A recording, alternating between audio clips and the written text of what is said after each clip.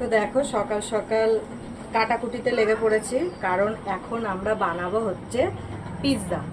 এবার chicken pizza না পনির pizza না ভেজ পিৎজা সেটা বলতে পারবো না, যেহেতু কাটাকুটি করছি। এবার দেখা যাক, যখন বানাবো তখন তোমরা দেখতেই পারবো। অনেকদিন ধরেই আনা রয়েছে ঘরে, কিন্তু ওটা চিজের জন্য হচ্ছিল না।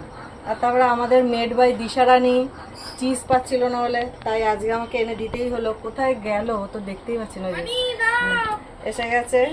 তো চলো বানানো হোক, তারপরে তোমাদের দেখাচ্ছি। আমাদের এই যে এই দুটোই শুধু, আর লাগবে পেঁয়াজ। তো চলো, আমাদের ফাইনালি পিৎজা রেডি। তো আজকে আমরা বানিয়েছি হচ্ছে পনির পিৎজা, কারণ চিকেন ছিল না। তো আমাদের কই দিশারানি, একটু আয়, আমাদের মেড বাই দিশারানি। তো আজকে আমাদের পনির পিৎজা হয়েছে। এই দেখো কেমন হয়েছে অবশ্যই জানাও তো।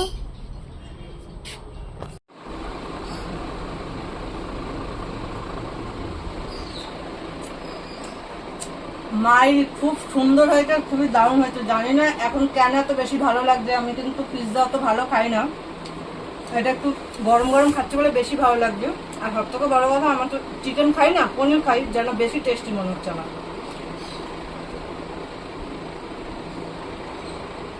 পুষ্পা